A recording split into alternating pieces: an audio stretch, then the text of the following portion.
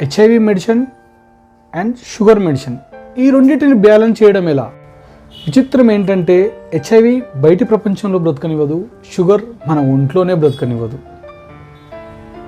HIV sugar ఈ రెండు కలిస్తే ప్రమాద తీవ్రత అనేది ఎలా ఉంటుంది ఫ్రెండ్స్? మరి ఇన్ఫెక్షన్ల పరిస్థితి ఏంటి? వాటిని మనం ఎలా ఎదుర్కోవాలి? షుగర్ ప్రాణం తోడేస్తుంది, నోటిని కట్టేస్తుంది, బ్రతికుండగానే ఇమ్యూనిటీ సిస్టమ్ను నీరు గార్చి పడేస్తుంది.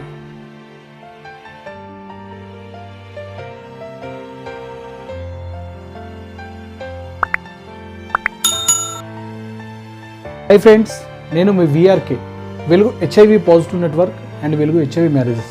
సో ఫ్రెండ్స్, మన వీడియోను లాస్ట్ వరకు చూడండి, ఫస్ట్ ఎండ్ వరకు చూడండి. మీకు మొత్తం పూర్తిగా చూస్తే విషయం ఏందో అర్థమవుతుంది. అలాగే సబ్స్క్రైబ్ చేయండి ఫ్రెండ్స్.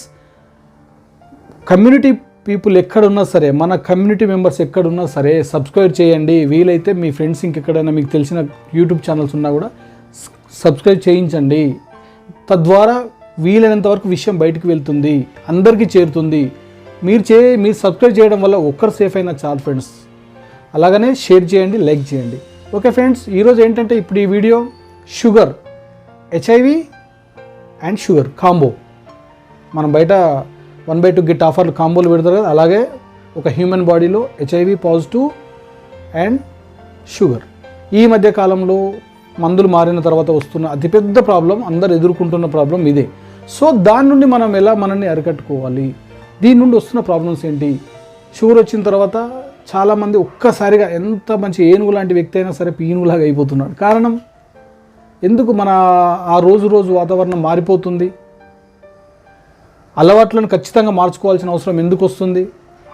ఇలా మన అలవాట్లను మార్చుకోకుండా మనం ఈ ప్రాబ్లం తగ్గించుకోవచ్చా? ఈ రెండింటిని ఎలా బ్యాలెన్స్ చేయాలి?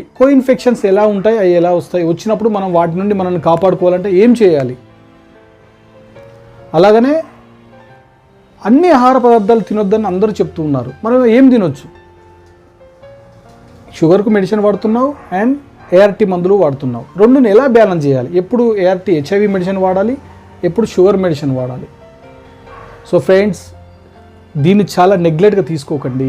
ఎందుకంటే హెచ్ఐవి మిమ్మల్ని చంపదు, ఏం చేయదు. కానీ షుగర్ అలా కాదు. ప్రపంచాన్నే పట్టి పీడిస్తున్న అతిపెద్ద జబ్బు ఏదన్నా అంటే వరల్డ్ వైజ్గా షుగరే. మీ మీద ఆధారపడ్డ మీ కుటుంబం ఉండొచ్చు, మీ భార్య ఉండొచ్చు, లేదా మీ పిల్లలు ఉండొచ్చు. మీరు ఆరోగ్యంగా ఉంటే తద్వారా కుటుంబం అంతా ఆరోగ్యంగా ఉన్నట్టే. కాబట్టి ఎవరైనా సరే హెచ్ఐవి విత్ షుగర్ రెండు ఉన్న వాళ్ళు మాత్రం దయచేసి నెగ్లెక్ట్గా ఉండకండి. దానికి సపరేట్గా ఒక కౌన్సిలింగ్ సెక్షన్ ఉంది. మామూలు కౌన్సిలింగ్ 2 గంటలు పడితే ఇది 3 గంటలు ఫ్రెండ్స్. కాబట్టి ప్రతిసారి సార్ ఏంట్రా ఆఫీస్కి రమ్మంటున్నాడని మీరు అనుకోవచ్చు. కానీ నేను ఎందుకు రమ్మంటున్నాను అన్న విషయం మీరు ఒక్కసారి ఆలోచించండి. ఒక్కసారి రండి ఫ్రెండ్స్. ఎస్పెషల్గా షుగర్ ఉన్నవాళ్ళు. మనం అన్నీ తినొచ్చు, తినే విధానం అనేది ఒకటి ఉంటుంది. అన్నీ బంద్ చేసుకోవాల్సిన అవసరం లేదు. కొంతమంది మంచి ఆర్థిక స్తోమత ఉండి ఉంటుంది. షుగర్ రాగానే డాక్టర్ అక్కడ చెప్పేటి అవన్నీ వినేసి ఇది తినొద్దు, ఇది తినకూడదు, ఇంకా ఇది తింటే కథమే అని భయపడి అసలు ఏం తినట్లేదు.